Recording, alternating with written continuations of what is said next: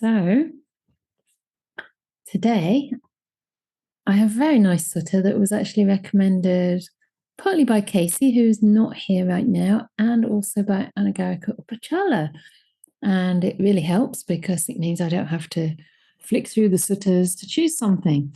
And I think this is a really important and interesting sutta that we can use to reflect on how we choose our company in life, how we choose the people we're around, who we turn to for inspiration and why, how we are careful in choosing our teachers in particular, people who we look up to as exemplars, as spiritual friends. And it reminds me of the importance of what the Buddha said, that we should try to be around people who are equal or better than us in regards to virtue and wisdom, which is not always easy. And of course, I mean, in a teaching role, or especially if you're really advanced on the path, most of the people you're around are not going to be equal. Otherwise, you're never going to be able to be around anyone, right? Imagine if you're an arahat. So there is an importance of also being able to support others as well. But for the people that we're around a lot and that are still influencing us when we're still influenceable, it's important to choose wisely and not to get kind of starry-eyed about people who appear to be special or have some kind of presence or even make claims, right, about their spiritual attainments. So there are certain things to really look out for. And I think this sutta gives us a lot of pointers about that. And also talks about the importance of really getting to know a person. So it's quite specific, it's quite thorough, and I think it's a really lovely one to discuss because there is a lot that we can probably apply to our lives. So it won't be a sutta class as usual, it will be more of a community discussion, and you're all welcome to join in. So you can either raise your virtual hands and I'll unmute you. Your face won't be recorded, just your voice. Or if you feel more shy or just feel it's easier for you, you're welcome to use the chat box and type in a comment there. And I will come to you at a convenient time. So because there's not so many people, I'm sure we can probably do a couple of, well, maybe we should just say one each. But, sometimes if you haven't spoken much before, we might get to 2 questions each. Let's see. Yeah, and we've already got a comment there. A lot of people in spirituality think they know best, but don't feel like it. I think you mean it doesn't feel like they do, right? Yeah, and that's another thing to be careful about, because actually people who are wise, my dad said this to me the other day on the phone, and I thought, you're pretty wise. He said, people who are wise never talk down to others, never kind of speak in language that no one can understand. They're very accommodating. They know how to approach people. They know how to, I don't know, just kind of be with people with respect. And I thought that was really beautiful. And that is a sign of wisdom, that we can realize how much we have yet to know. Right? The more I practice on this path, sure, I feel clearer about many things, but I also realize the scope and the breadth and the depth of the teachings, and especially of the stages of things like jhana and liberation, which are often too diluted, very often diluted, because I think especially, it's not only in so-called Western countries, it's all over the world, actually, that people try to bring the teachings down to stages and attainments, and then seem very, very keen on attaining those stages for this self. And it's kind of the opposite direction that the Dhamma's pointing in, because the Dhamma's actually showing us that there's nobody really here. And in order to put down suffering, we have to, basically we start to let go and become less of a self, less of something solid. We start to disappear. So, also, I just want to acknowledge that the person I mentioned before, I won't say your name now because we're recording, is happy to join us for the special Dharma evening and looking forward to inspiration. So, yeah. we can be part of creating that inspiration together. So it's not only the teacher that gives that inspiration, but hopefully the Dhamma itself. So shall we begin? The sutta that I've chosen, or that's been suggested to me today, is from the Anguttara Nikaya, which is this big book. And I do love to hold a book of suttas in my hand. You know, you just can't get that with a computer or an online whatever platform. So I've got the book here, and it is the Book of the Fours. So that's the section of fours, page 563, and it is called Facts. It's Anguttara Nikaya 4, number 192, Facts. Okay, so I think one of our co-hosts will probably write that in the chat. Thank you very much. AN means Anguttara Nikaya. That's this book. And don't worry if you don't have it at hand, because I'm going to read it out. So I think I'll read through the sort of introduction bit and then give a bit of a commentary on that before getting on to the detail part of the sutta and inviting some discussion there. So are you sitting comfortably? Are you ready to hear the Dhamma? Are your minds soft and receptive? And if not, just take time to settle yourself in your body and really become present to the beauty of learning. So here we go. And as usual, it's addressed to bhikkhus, at least that's the terminology used, but I will just say community for the sake of including everybody here, including myself. So, community. 4 facts about people can be known from 4 other facts. What 4? Number 1, by dwelling together, their virtuous behavior can be known. And this only after a long time, not casually, by one who's attentive, not by one who's inattentive, and by one who's wise, not by one who's unwise. Number 2, by dealing with them, their integrity can be known. And this only after a long time, not casually, by one who's attentive, not by one who's inattentive, and by one who is wise, not by one who's unwise. Number 3, in misfortune, their fortitude can be known, and this only after a long time, not casually, by one who is attentive, not by one who's inattentive, and by one who is wise, not by one who is unwise. And number 4, by conversation, their wisdom can be known, and this only after a long time, not casually, by one who is attentive, not by one who's inattentive, and by one who is wise, not by one who is unwise. So I'll pause there already, and maybe we can just have a little look at these words and what they mean. And also the fact that there are 2 things here. It's a relationship. So not only are we looking at the other person and, you know, really getting to know them over a long period of time to work out whether their behavior is virtuous, whether they have integrity, whether they have fortitude in misfortune, and whether they have wisdom. But we also have to have certain qualities in order to discern that. Yeah? So are we actually able to discern whether somebody is virtuous by dwelling together with them? We can only do that after a long time and not casually. And if we're attentive, not inattentive. If we're wise and not unwise. So there's a lot of room for error here. There's a lot of room for mistake. And I think it's really, really important that we know that so that we don't get into the fault-finding mind and come to conclusions quickly or judge people too harshly. Yeah.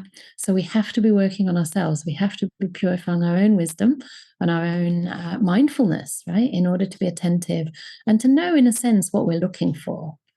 Because maybe what we think is virtuous is actually not virtuous at all. You know, everybody usually thinks they're doing the right thing or that they know what the right thing to do is. We usually don't think we're in the wrong. Otherwise, we wouldn't be doing it. So it's important to recognize this is a two-way thing, because otherwise there could be a danger here of getting into over scrutiny of others. As I say, fault finding, maybe projection as well, right? Oh, look what this person did. They must have meant such and such and such and such. Because if you said that thing, that's what you would have meant. But maybe they didn't mean it like that. And so often we judge others based on the way we behave in certain situations, when that's actually not what's happening in the current context. And I think the other thing that popped into my mind is just Ajahn Chah's advice for practitioners, which is to look at yourself 95% of the time, at least, and others only 5% at most of the time, right? And yet in this sutta, it does seem to be talking about the kind of people that it's important to know what their behavior is. So to me, this is important, again, when it comes into the context of finding a teacher or living with a particular community, having certain friendships, or associating with people over time. You want the kind of core group of people in your life to be well aligned with your values and ethics. Yeah. So that encourages and uplifts and inspires you rather than pulls you down. So I don't know. Shall we have a little look at what these words mean, first of all? Because, virtuous behavior, what does that mean? Would you like to discuss that a little bit from a Buddhist perspective? I'll just say that virtue is not only precepts. It's not only rules. It's not only the do nots, but it's also what we give. It's the generosity of heart. It's our compassion. It's our integrity, which is one of the qualities here that stands out alone. It's our right speech, which is not only not lying or not uttering harsh or divisive speech. It's also using speech to bring people together, to bring more harmony in the world. Yeah. Sometimes silence is actually complicity. Complicity? How do you say that? No. Complicity. Complicity. Could be complacency. Could also be complacency. It could be a lack of courage. It could be a lack of moral integrity. It could be because you feel that by speaking up, you'll become the one that's being in danger of some kind of retaliation or something like that. So sometimes we don't speak when we should. So right speech and all of this aspects of morality can be active and should be active, not only passive. So if you want to look at that from a sutta perspective, I very much recommend Majjhima Nikaya number 51, where it goes through what we usually know of as the 5 precepts, but it talks about their opposites. So instead of stealing, we are generous. We don't take anything that's not given. We're not covetous.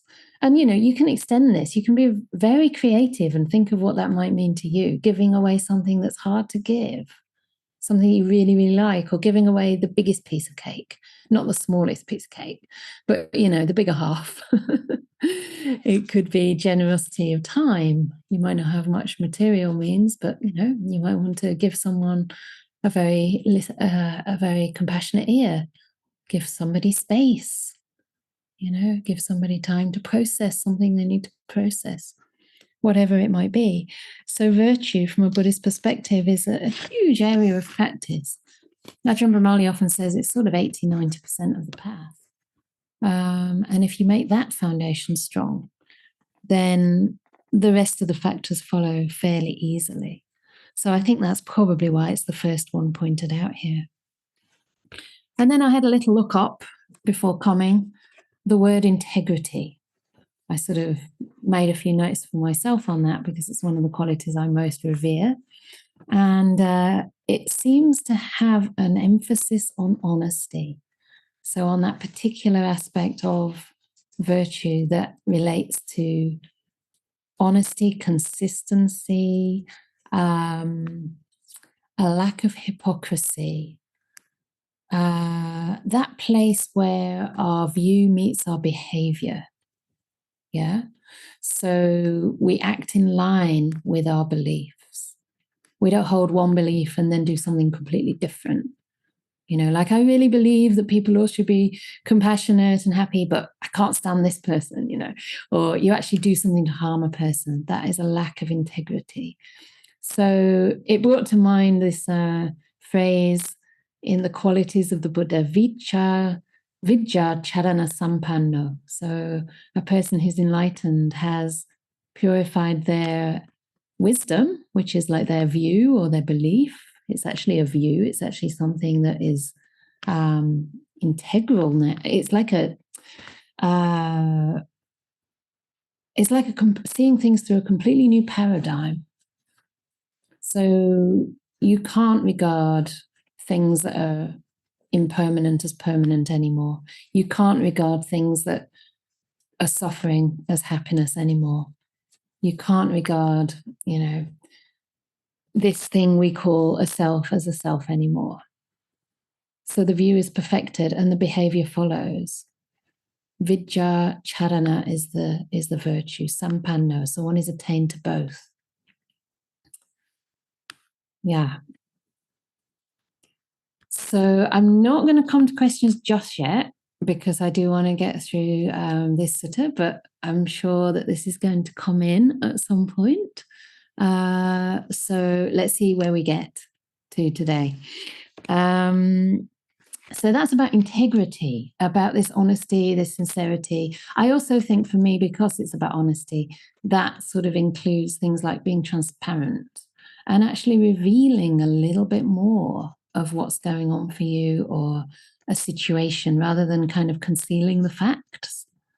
Because sometimes people say, well, I didn't lie, you know, I said something, but you didn't say enough to give a person the full picture. You know that you're withholding quite a lot. So I think this also comes with that sense of inner confidence. And yeah, it's part of what it means to have integrity. So our behavior becomes aligned to what we think is right and true. Okay, so we are having some questions. So maybe I should pause because I guess in the past, when I didn't read these suttas out in full, this is what happened, and we had to do them over 2 sessions. But maybe the whole point is discussion. Okay, so I will come to Joseph first of all. So studying Majjhima number 48, the Kasambhya Sutta, the 6 factors of cordiality, the Buddha lists right view as foremost. Understanding and sharing right view, it seems, would support kindness, generosity, and virtue in spiritual community. Absolutely. So I mean, not everybody here knows all these suttas, so I don't want to get too much into other suttas. I want to focus on this sutta right here, but this is a fairly easy and simple sutta to understand. So basically, the Buddha's talking about 6 things that conduce to harmony, and the first is that we share views in common with our spiritual companions. So this is why here it's, you know, asking us to look at these people in terms of their virtue, their integrity, their fortitude, and their wisdom, because we're trying to find good companions for ourselves. I think that's the whole point of this sutta. And when we do that, of course, there's more harmony. And everything stems from right view in the Eightfold Noble Path. It's the first factor. The very next factor, which leads on from right view, or right understanding, at least a preliminary right view that there is suffering and all beings are subject to suffering, no matter who they are, is that kindness, is that generosity. And then the next factors are the sila, the virtue, how that comes across in body and speech. So from understanding that all beings suffer, we have intentions of kindness, intentions of generosity, which is a kind of renunciation, nekama, giving away, and also non-harming is one of them there. And of course, if we're coming from a place of love and kindness, we're very unlikely to use our body and speech in harmful ways, at least intentionally. We can still have an impact, but at least intentionally, we're going to be doing no harm. So I'll just come to the next question in the box, and then I'll come to Theodora. How can one have integrity and be discerning and be around only few?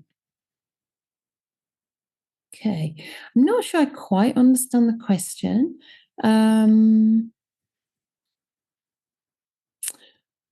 But I guess part of integrity doesn't mean conforming to what society expects. It means being true to our own values, even if they go against what other people expect of us or what society's expectations are for us. We do what we believe, what we truly believe to be right. Of course, we can't be stubborn with that, right? We have to be a little bit wise and study the teachings and be sure that, our actions are actually not harming either ourselves or others. But that discernment is really important, that we try to be around other people who also behave with integrity. And I don't know, maybe it does mean sometimes, not frequenting the same places that we used to, not going to places where people are breaking their sila. I remember one of my first teachers telling me that. He said, it's not enough just to keep your precepts.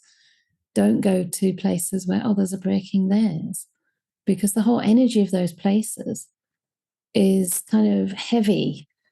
I'm talking about things like pubs or, kind of nightclubs. I mean, by then I wasn't interested in such things anyway. But the life does start to change if we really want to walk on this path.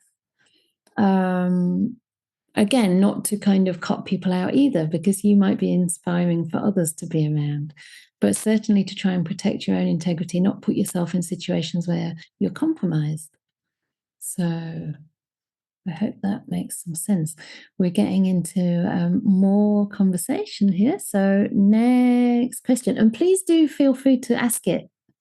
And then I don't have to only hear my own voice. I think people really love to hear other people explore the Dhamma so they can relate to more than just me. So as a layperson, how can we best put our trust in our teachers as we cannot live with them, etc.? You hear about such and such a place where spiritual leaders act in one way publicly and another in private. Yes, this is a great question. And this is kind of what I thought might be a very important lesson to take from this, because there is just so much harm done by teachers who, like you say, act one way in public and another in private. And I don't mean, oh, well, they act in a formal way in public and then they mess around, like they have fun and they're very relaxed in private. That is okay, because people have different sides of their personality. Teachers are human beings, right? But if they're actually purporting to be enlightened or, to have very good sila, and then they're actually abusing people, or they're doing fraud, or they're hoarding millions and not declaring it, I mean, this happens, believe it or not, in the Sangha. Hopefully not in this country. Well, who knows, right? I'm sure it's happening in some corners. But I know that in Thailand, there are a lot of monasteries where people are like hoarding money, even burying it underground. Can you imagine? Yeah, there are these scandals that come out from time to time, and it's nothing to do with Thailand. It's just I happened to hear a story from there. But it might be to do with when, I guess, people who might not have the right intention go forth and make it a livelihood for themselves. And this can happen in the lay community too, right? Most of the teachers or Dhamma teachers, meditation teachers you come across are likely to be lay teachers. And I'm not sure how much trust we should put in them. I mean, the Dhamma in many countries is also a livelihood for people, especially lay teachers, but also, like I said, sometimes for corrupt members of the Sangha as well. And so there can be a temptation to start to tailor those teachings to what the listeners want to hear. And certain aspects of the teachings are left out. It's happening in secular Buddhism, I feel. I mean, it may be because some of these secular Buddhists truly cannot get their head around karma and rebirth. But sometimes it's not necessarily that. Sometimes it's just that the teachers don't want to kind of scare people off, or, maybe it's through wholesome intention, but it might be also related to getting good feedback from the retreat. So I'm not sure how much trust we really should put in teachers other than the Buddha himself. For me, it's something that goes naturally when a person's worthy of trust. And one of the advantages of the monastic community is you can get to know individual monastics. You also should be able to be confident, unless the monastic is corrupt, in which case call it out. But you should be able to put confidence in their sila, in their virtue. Bhikkhunis live by 311 rules, and not all of those rules are ethical. Let's call them training guidelines rather than rules, or trainings of the mind. Trainings in restraint is usually what I like to say. Some of them are more conventions, such as not eating after 12 because it's more convenient for the lay people who feed us, and, to stop us becoming greedy, to keep us healthy. But if we're sick, then there's nothing actually unethical about taking something in the evening. I've been doing that for years. I have to take a few oats because I have gastric problems. But there are other aspects of the Vinaya and of the training guidelines, and obviously the regular precepts. They're all ethically based. And so any monastic, at least all the monastics I know, at least live by them, at least live by those. And also they're celibate, right? A Buddhist monastic in the Theravada tradition is by definition celibate. And if they're living well and practicing well, then there's very little chance, less chance, I would say, of any kind of scandal around sex. Of course, there are exceptions to that, and there is a lot of abuse that has happened and continues to happen, I'm sure, even in the monastic sangha. And it's devastating when that happens, because you have put your trust in people with good faith. So be careful. I think that's what this sutta is all about. Don't be too quick. Really watch and observe a person's conduct. Also, don't be too fault-finding, but the basic conducts should be better, I would say, than your own, at least as good as your own. You might have some strengths that the teacher doesn't have. They might have strengths that you don't have, but they shouldn't be breaking their basic precepts. So I hope that helps. Yeah. And if you do hear about, scandals, believe them. You might as well believe them and take a warning. Sometimes we don't want to believe because we really want to project our fantasy of the enlightened teacher onto someone. And you hear about this all the time. And, whole communities try and cover up sexual abuse. We're talking about, rape. Sorry if this is very triggering for anyone, but I think it's very important to call it out, right? People are human beings subject to the defilements. And again, this dilution of the Dhamma leads to a lot of overestimation in spiritual circles. And just because somebody's presence seems inspiring or seems calming, or, you can have an inspiring, calm presence simply because you don't have many duties to fulfill, or because you're kind of living up to what's expected of you, right? Or you just look a certain way. You've just come out from the mountains of Tibet and you have this otherworldly appearance. That by itself is not enough. So I think that's what this whole sutta's about. Okay. I hope these answers are not too long. I'm probably quite passionate about this topic. And I think it's important as well as a bhikkhuni. This is why we need more bhikkhunis. I mean, how many scandals have you heard? I'm not saying there can't be any or won't be any, hopefully not. But, so far, there aren't many. And I've read that, wherever women are educated, wherever women are in leadership roles, there is less sexual abuse, there is less, there's basically better sila altogether. Yeah. So, yeah, for me, that trust in my teacher grows over time. And if I would hear, usually you don't hear anything, do you, about teachers who are renowned? But if you do, then take it seriously. That's what I would say. Okay, so that was about the integrity, right? So important. So important. It's such a disappointment, isn't it, when you see hypocrisy or abuse, of course. So, yeah. Shall I keep reading through the sutta? Because I think more is going to emerge also about the other parts of this sutta, about things like fortitude and wisdom as well. So let's carry on. So now we're going into more detail.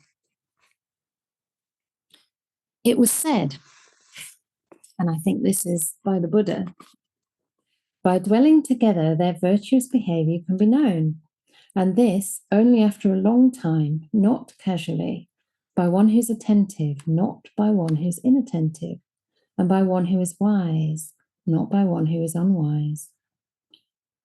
Okay, so that's part of the answer to the question too. We have to make sure we develop our attentiveness and our wisdom in order to discern who to believe. On account of what was this said?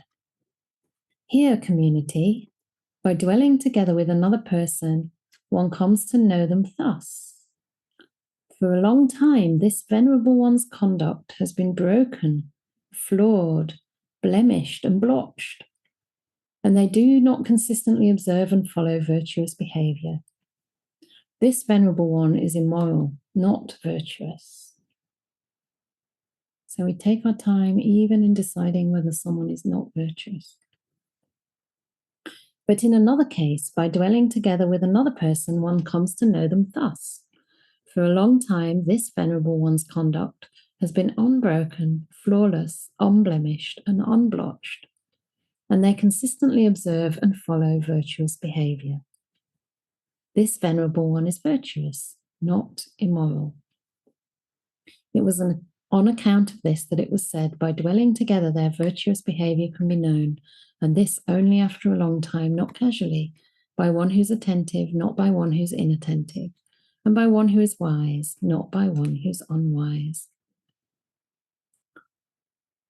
Okay, so the next one in a little more detail. Further, it was said, by dealing with them, their integrity can be known, and this only after a long time, not casually, by one who is attentive, not by one who's inattentive, and by one who is wise, not by one who's unwise. On account of what was this said? Here, monastics or community, when dealing with a person, one comes to know them thus. This venerable one deals with one person in one way, in another way if he deals with two, and in still another way if they deal with three, and in still another way if they deal with many. Their dealings in one case deviate from their dealings in another. This venerable one is impure in their dealings with others, not pure in such dealings. Perhaps they're getting influence now. They behave one way with one, and then more and more people come into the picture.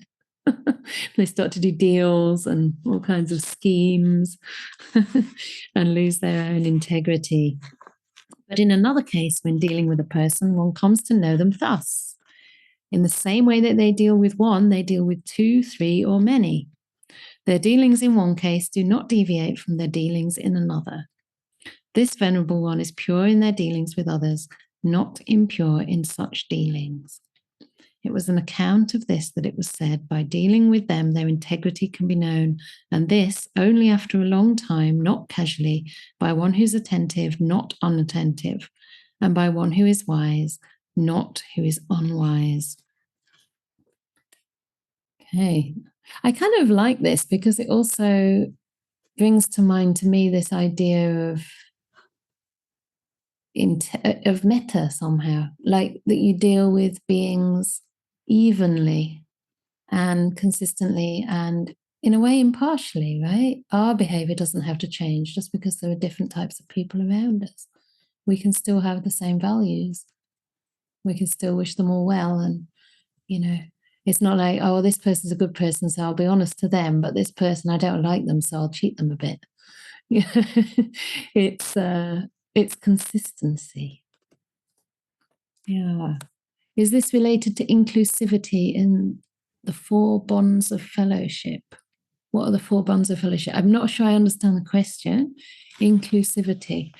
I mean, it does seem to be related to inclusivity to me in a way, but I think it's also related to like being influenced and maybe kind of losing our own center. You know, when we're around other people and dealings become increasingly complex and messy. I'm sure this happens in the business world all the time. Perhaps the bigger the contract, the more likely it is for people to start kind of cutting corners, or I don't really understand that world, so I don't know what people do, but I can imagine it's more challenging. Or in government, look at government, when you're dealing with so many different things, it's impossible for me to imagine. It's hard enough dealing with a monastery and all the different teams and different aspects of, you know, being a leader in my role. It's complicated, you know, and sometimes your mood changes depending what you have to do, but you're still working with people, and it's still important to treat them with respect, no matter who they are, or, you know, whether they contribute a little or a lot, to forgive and to be kind and to recognize that people want to be treated with care. As Buddhists, you know, that's the way we can spread the teachings, isn't it? Not through preaching, but through living kindly, living with compassion and making a difference, you know, so that they think, oh, it's different when I deal with you. What's going on? You know, other people try to, I don't know, cut corners or pull the wool over my eyes, but you're always so honest and open. You don't have to be perfect, you just have to be real. Yeah. Giving gifts, kindly speech, beneficial conduct, and equality in all things, in every situation. Yeah, I mean, these are ideals and aspirations. Yeah, we're not all going to be giving gifts, kind speech, good conduct, and equality in every situation with all people. That's kind of impossible. I mean, I don't know if anybody can do that. Even the Buddha would change, adapt, not in terms of his motivation, but, you know, his conduct would be different with different people. So, a lot of wisdom is needed, isn't it, to know what's kind? Even kind speech, sometimes kind speech might be saying no. The other person doesn't feel it's kind. They get frustrated, they get angry with you because they didn't get what they want, but the speech might be kind.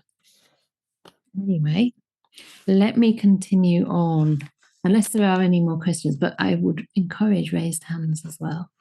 So, where were we? We were on integrity. So, the next 2. These are interesting too. So, number 3, further it was said, in misfortune, their fortitude can be known, and this only after a long time, not casually, by one who's attentive, not inattentive, and by one who's wise, not unwise. On account of what was this said? Here, monastics or community, someone is afflicted with the loss of relatives, wealth, or health, but they do not reflect thus. Human life in the world is of such a nature that the 8 worldly conditions revolve around the world, and the world revolves around these 8 worldly conditions. So, what are they? Namely, gain and loss, disrepute and fame, blame and praise, pleasure and pain. Thus, when afflicted with loss of relatives, wealth, or health, they sorrow, languish, and lament. They weep, beating their breast, and become confused. So this is because the person has not reflected. So fortitude is defined, I just looked this up as well, as something like courage in pain and adversity, but also mental and emotional strength. And I think from a Buddhist perspective, this really relates as well to wisdom. You know, that courage comes from the wisdom into understanding the nature of the world. You know, we are either going to have pain or pleasure. We're going to have fame or defame, fortune or misfortune. Yeah, we're going to have, what's the other one? Gain and loss, praise and blame. I think I added one there. Fortune and misfortune. That's not there, but anyway, you get, it's kind of part of the same. And if we don't understand that this is how things are, we're constantly going to be pulled around by these worldly, what does it call them here? Worldly conditions. Sometimes they're known as worldly winds. There's a lovely passage in the Ratana Sutta that says that one who is wise is not shaken by the four worldly winds. It basically means these. But they remain like Indra's post, like a pillar that's really deeply rooted in the ground. So even when the winds, really whistle and shake with fury, that pillar stays firm and doesn't tremble. Asampacampio. Yeah. It doesn't shake. It doesn't tremble at all. And that's because we've reflected. But in another case, someone is afflicted with the loss of relatives, wealth, or health, but does reflect thus. Human life in the world is such that 8 worldly conditions or winds revolve around the world, and the world revolves around these 8 worldly conditions, namely gain and loss, disrepute and fame, praise and blame, pleasure and pain. Thus, when afflicted with the loss of relatives, wealth, or health, they do not sorrow, languish, and lament. They do not weep, beating their breast, and become confused. It was on account of this that it was said, in misfortune their fortitude can be known, and this only after a long time, not casually, by one who's attentive, not inattentive, and one who is wise, not unwise. It reminds me of a little verse that Goenkaji, my first teacher, used to chant, actually. He used to say, it's easy enough to be pleasant when life flows along like a sweet song. But one worthwhile is the one with a smile when everything goes dead wrong. It's good, isn't it? Because you can look at a person and say, wow, they're so serene, they don't get shaken, they're not affected by anything, but that's because everything's going well for them right now. So how do we fare when things are going dead wrong? And these things are going to afflict us. I mean, how many people here have only ever been praised and never blamed? Anyone? Have you been blamed for things you didn't do? Yes. Have you been praised for things you didn't do? Did you like it? You like being praised for things you didn't do. That's very honest. Excellent. We often accept the praise even if we didn't do it, right? But the blame, ooh, even if we did. So we don't like that. There's a lovely talk from Ajahn Brahm because he had to face a lot of these worldly winds, probably most of them actually, when he ordained bhikkhunis, or at least he participated in ordaining bhikkhunis. Actually, a bhikkhuni ordained bhikkhunis 16 years ago. 2 days ago, it was the anniversary of the Perth ordinations in 2009.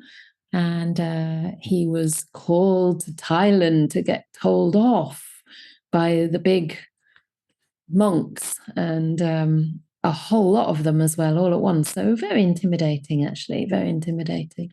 And unfortunately, they gave him an ultimatum and said, well, we're going to throw you out from our lineage unless you say that those nuns are not really ordained. They're not properly ordained as bhikkhunis at all. So they were challenging his integrity there.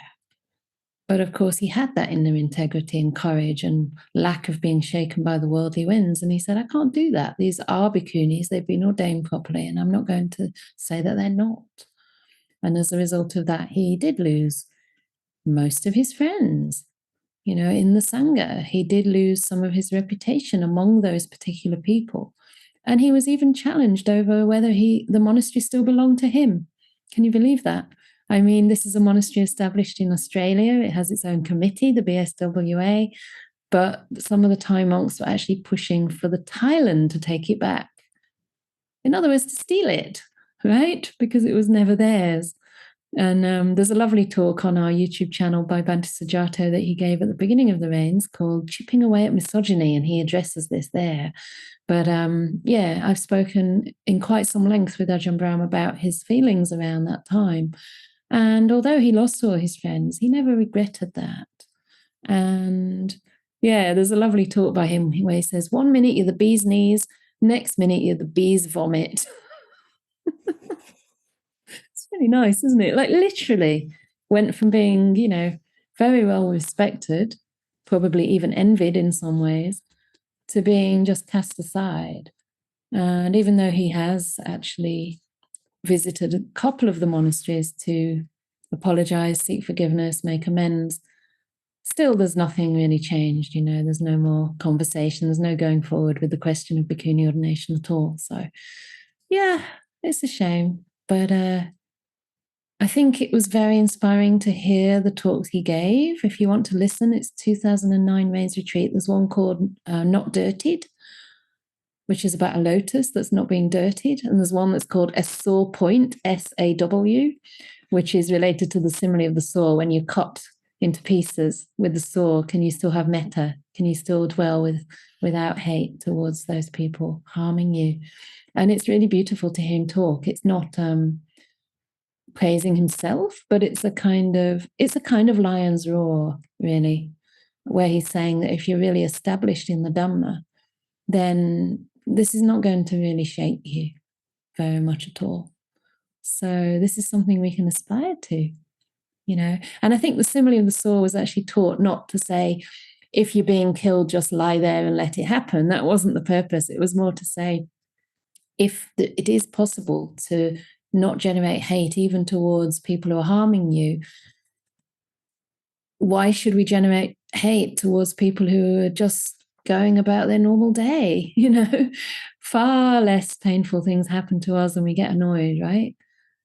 So if we really have a bigger perspective, we're not being bombed, we're not being starved, our government's not perfect, but it's not committing genocide right now. It might be colluding in genocide, unfortunately, but we're still safe. And there are benefits of living in countries which are more or less democratic. It could be a lot worse. So I think, gratitude for what we have is important as well. I don't know how to give you the link, but you can look it up on the Deepa Dhamma podcast. It's very easy to find. It's all available now on there for free. So Deepa Dhamma podcast, BSWA. Okay, 2009, you'll find the talks. 2009 Rains. Okay, that's in answer to a question for those that are listening later. All right, so any more comments or questions on this part yet? On the worldly winds and fortitude? Or should we go to the last part on wisdom? Uchi. Okay. I have a general question. How does one remain virtuous in an environment in your company which is more focused on gains and increasing share prices, and your values are not aligned? So if it's a pub, it's easy to not go to a pub, but if it's work and connected to your livelihood, it's much harder. Yeah, that's right. Yeah. And unfortunately, this is a situation a lot of people are in. Yeah, it is very hard. And I guess it very much depends on your position in a way in the company, perhaps to some extent, because it'd be easy for me to just sit here and say, well, just sort of call it out or, kind of disagree with their decision. But, sometimes we're compromised because our livelihood's at stake. And that's difficult. And if it's something that's ongoing, I guess for me, it would call into question whether it's really the right livelihood for my spiritual path. I mean, as long as you can maintain your own virtue, then, reasonably well, and perhaps, bring to mind in a positive way the ways that company is serving the society, because it will be doing some good service to society. It might be that just by refusing to participate in the sort of more corrupt aspects of the way things are done, that you can inspire other people in that company. You can win their trust. But it's difficult. I mean, it's one of the reasons I didn't want to do anything business oriented. If I would have been in the lay world, I would have done something more like in the educational health services, I guess. Even there, I'm sure it's not easy. I mean, my parents did that. One was an educator, one was working in the health system, the national health system. And I think she says her boss had quite a problematic personality, and would easily sort of ditch therapists that she didn't think were very important.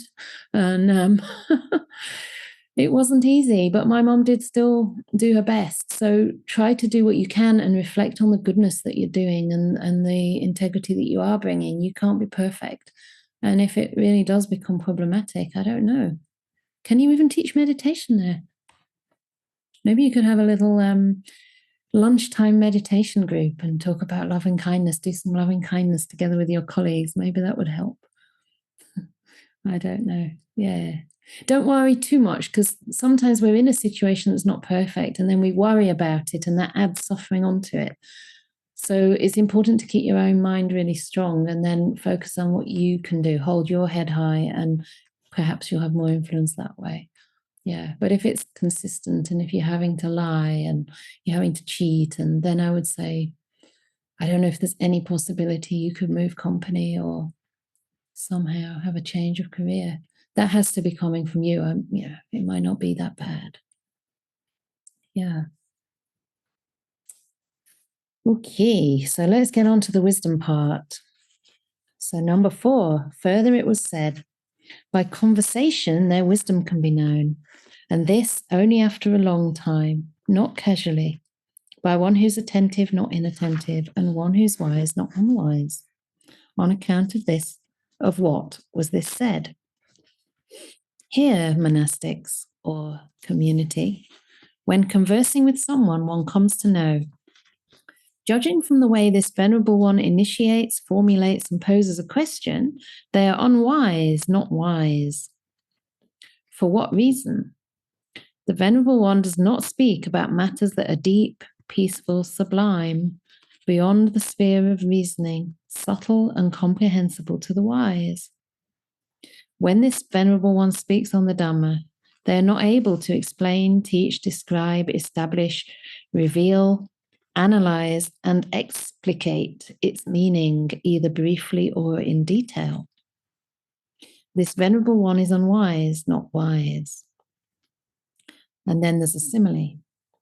Just as if a person with good sight, standing on the bank of a pond, were to see a small fish emerging, they would think, judging from the way this fish emerges, from the ripples it makes, and from its force, this is a small fish, not a big one. So too, when conversing with a person, one comes to know, judging from the way this venerable one initiates, formulates, and poses a question, they are unwise and not wise. Nice little simile. They only make small ripples. They don't have much force.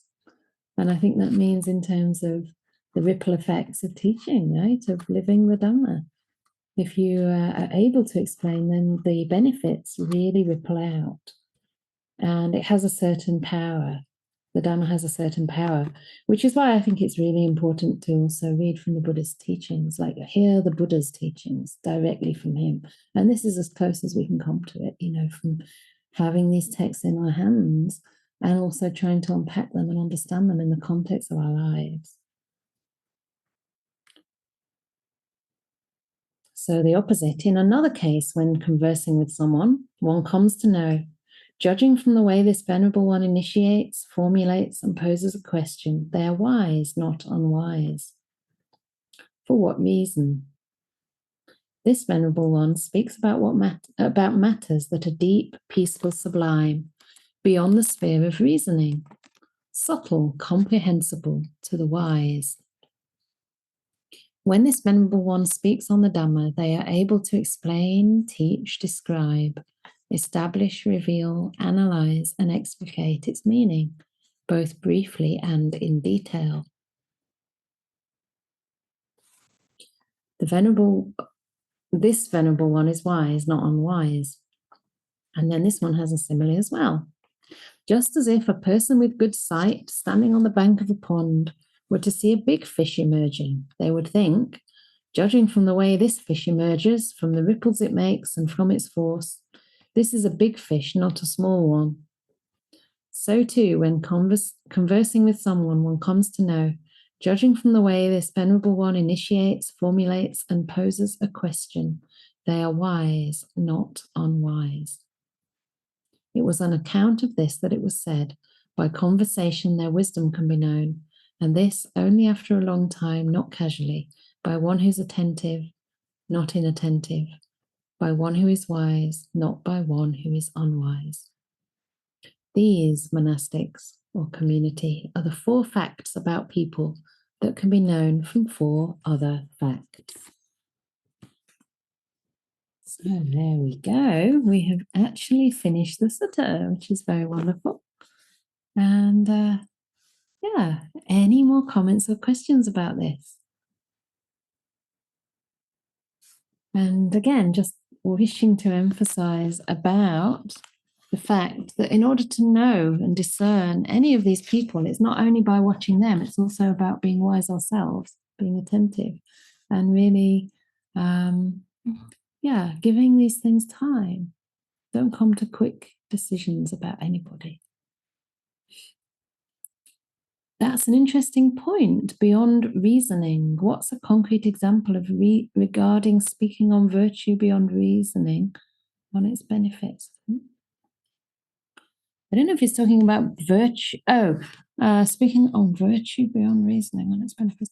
I think you mean, what does it mean beyond reasoning, and why is it good to speak about things that are beyond reasoning? I don't think this is pointing to virtue.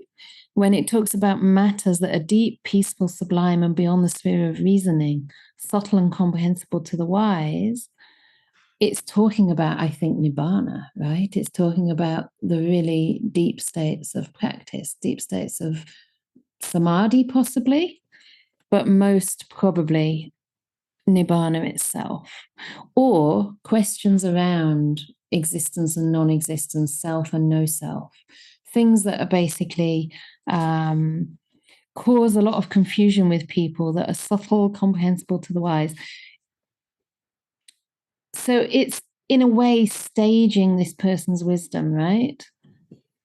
They're able to speak on the Dhamma, explain, teach, and describe all kinds of things, but then it's going further into things that are really deep as well, to kind of get a measure of the person's wisdom, right? Because many people can teach the Dhamma to a point, which is great, and it doesn't mean to say they're not wise, but very few people can teach, the deeper experiences, let's call them, of what happens when everything ceases. And there you can kind of discern who genuinely has broken through to right view, stream winning and above, and who might believe that they have, but are actually still perceiving things in terms of a self, or in terms of, I don't know, nibbana, for example, being a state of mind.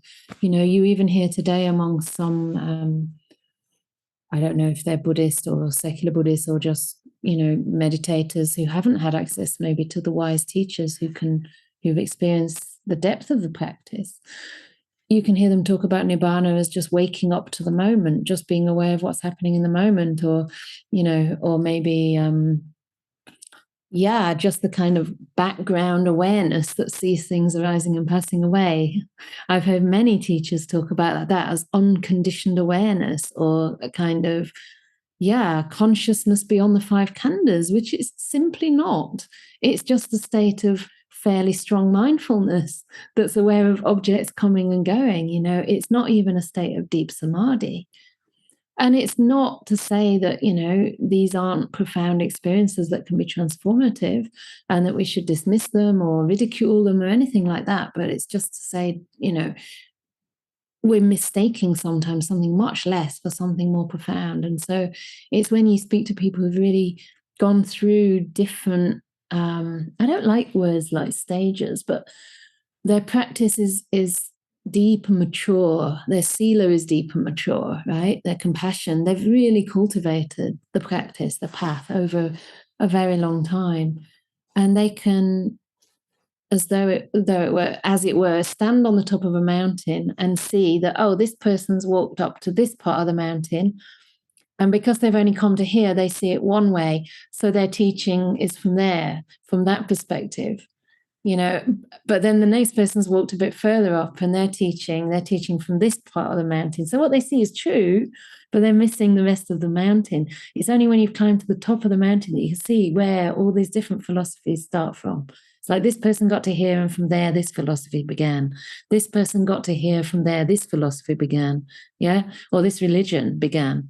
Like many religions actually seem to have mystic practices or mystics within the religion that can, get to stages that seem similar to jhanas that we talk about in Buddhism. But then they might say that's moksha, that's enlightenment, or that's union with God. And someone standing on the top of the mountain would say, oh, yeah, I can see why they would say that from that perspective, from where they're standing on the mountain at this point in time, because that person's traversed the whole thing, the whole mountain, and they've actually stood at the top. And that's a simile that's not in the suttas quite like that, but there is a simile about someone who comes to the Buddha, or I think it's two monks talking actually, and I forget where this is. And one says, oh, if you go to the top of the mountain, you'll see lovely parks, lovely meadows, lovely forests. It'll be really peaceful. And the other one said, no way. It's not possible to see lovely parks, lovely meadows, lovely whatever from the top of this mountain. But then one day they go up there and they say, and then they come down and say, oh, I saw lovely parks, lovely meadows, lovely lakes from the top. Oh, what you say now contradicts with what you said before. This is one of the classic dialogues in the suttas. How is it that before you said it's not possible and now you say it's possible? And then the person says, well, that's because before I hadn't climbed to the top of the mountain. So that's why I think it's important to just keep going, because you will think you've come to the top of the mountain possibly many times, or at least you're getting somewhere on that mountain that you're maybe not yet approaching because of our eagerness, to sort of think we're doing well, or maybe our insecurity, maybe we want to boost. But it's okay. It's okay to be a beginner. I'm a beginner. I mean, I remember Jetsunma Tenzin Palmo, after her 12 years in a mountain cave in solitude. Somebody said, what did you learn? She said, or what did you realize? Nothing, she said. And people are like, nothing? What do you mean nothing? She said, well, it's nothing compared to the Buddha. I'm still a beginner. So we're all beginners, actually. So there's no shame in that. It's a fun path. You can have happiness at the beginning, middle, and end. So we're nearly through with our time, but I'm going to come to Surakshi because you've not asked a question yet. And I'll try and get to the last comment from Frank, who also hasn't had a chance. And then we'll close up. So Surakshi, hi. And hello to Helen as well, who's just arrived. Hi. You came in at the end, but it's nice to see you and your son. Hi. Hi, Surakshi. Hi, thank you, Venerable. It was really interesting what you were just saying at the end there about sort of like the path and going up the mountain. And over the summer, I was going to go on a silent retreat in Amaravati, but I didn't. And instead, I ended up doing yoga teacher training instead in Italy. And it was really interesting because I didn't know so much about the history around yoga, and that was part of the training. And it was interesting because like the person who was running this yoga retreat was, like you said, one of those people along the mountain, but just not far up the mountain. And it was quite interesting to have conversations with them about sort of like the Buddhist perspective and their kind of like interest in Zen Buddhism. And it just made me smile just to think kind of like what you were saying about finding the community, the Sangha, and the right people to be around to learn from. And how sometimes your path goes one way and then another, and you explore different things. So that was really interesting what you just said. But I was also thinking about how difficult it is, all of like trying to keep all the virtues and to keep the integrity and, you know, build that sense of fortitude within yourself all the time. And kind of things happen in life, and then you just find yourself not thinking or behaving in, you know, the way you want it to be. So. Sure. Which is part of cultivating those qualities, you know, kind of seeing where we're likely to slip off and how we slip off, and just recognizing how that feels. It's okay to actually make mistakes in the Buddhist path. It's okay, you know, as long as you're trying to learn. And I think forgiving oneself is really important. There was a lovely feedback recently from our teachings and from the metta practices that we do on a Saturday. And someone was saying that, I think, he's here today, that, you know, metta in a way highlights, you know, the hindrances of the mind sometimes, but that's okay because of the loving kindness, we're able to forgive ourselves. And in a sense, because we can forgive ourselves, those hindrances can arise. We can allow ourselves to make mistakes. We can allow ourselves to just be who we are and to learn on the job. I mean, I'm learning on the job all the time. So, it's hard. And maybe one of the reasons also for this teaching by the Buddha that we're looking at today is to encourage us to form that spiritual community, but to do so carefully, you know, with regard to these principles. You know, is it a virtuous group of people? Do they have integrity? Do they have a sense of fortitude? Like, okay, we're learning, but at least, you know, we're moving in that direction. Is it a wise community? Because we can't do this on our own. I mean, the Buddha said again and again, probably not again and again, but it's repeated again and again, that the whole of the holy life is spiritual friendship. Because through that spiritual friendship, we're bound to develop the Eightfold Path. We're caught in the tailwind. People are pulling us along, you know, or whatever. We're swimming in the current, and we get into that current. The more people that swim at once, the stronger the current becomes. So coming to these kind of sessions, you know, just being able to reflect, being able to say, okay, I slipped up, and have someone say, yeah, okay, that's understandable. Just check out what the conditions were that caused that mistake, and just try to change the conditions next time. It's not a personal failure. So that's really important as well. Yeah. Thank you, Venerable. Yeah, thank you to everyone who's contributed. It is actually time to end, but I just don't like leaving anyone out. So I'm going to just read a last comment. There are a lot of people on YouTube who teach. Any tips on how to discern which ones are genuine? One of the things I never do, and I'm not telling you I'm genuine, okay, but I think I'm all right. But I'm a bit suspicious of people who just put videos out that they've recorded of themselves. They're not actually given to a group.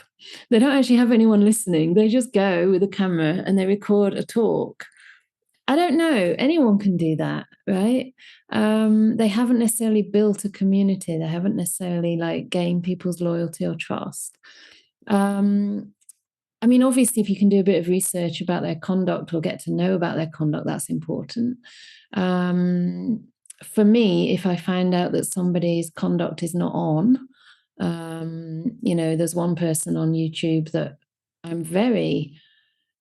I will warn people of. I won't do it publicly, but you know, I've had my own very bad experiences, and I've been watching these bad experiences that happen around this person over decades, two decades, I think, and so people start to get a reputation after a while. So you can look into it. You can do your research, you know, and try to find out. Obviously, monastics that are sort of endorsed by other monastics that you trust is a good thing if somebody's had good training. You know, usually it's good if they've been asked to teach rather than they're self-appointed. Usually if they're not doing it commercially, that's a good sign. I'm not saying that everyone does it commercially, everyone who self-appoints is bad, but there are certain things that might be helpful, because I know you can get anything now, right? You can get absolutely everything and anything. But I guess if it's helping you in some way, if it's kind of in line with the teachings of the Dhamma in some way. Because I listen to things, from psychologists. I mean, they're not necessarily enlightened people, but I don't really need to know their background that much if the content's very helpful. And as long as I'm not looking to them to sort of be, I don't know, a sort of guru for me, So keep your own power always. But look for people who've been properly trained if they're monastics, and even if they're lay people, there are sort of trainings that people do. So do your research a little bit. Does that help? Yeah. Okay. And they should be kind. I remember someone showed me a video of someone who's obviously not a very great role model for young men, but they were showing a video where he was really being very unkind to some young men who were questioning him on his pretty misogynistic views. He was being very angry and aggressive, and it was really horrible. And you could just tell that this is not a person that's embodying, the qualities of someone worthy to lead or worthy to be that role model. Yeah. People should smile at least a bit as well, not take themselves too seriously. That's important too. Okay, wonderful. So thank you for all staying on, because we are a little bit over time, and I hope you can stay on for just a couple more minutes for Manori to say a couple of words, and then I'm going to let you know about our upcoming events. Thank you, Venerable. And thank you for all of you as well to make this lovely community. And I like to say a few words about dana, that is generosity. Giving develops wholesome qualities that form the foundation of our Dhamma practice. Generosity can also be practiced in checking deeply with us.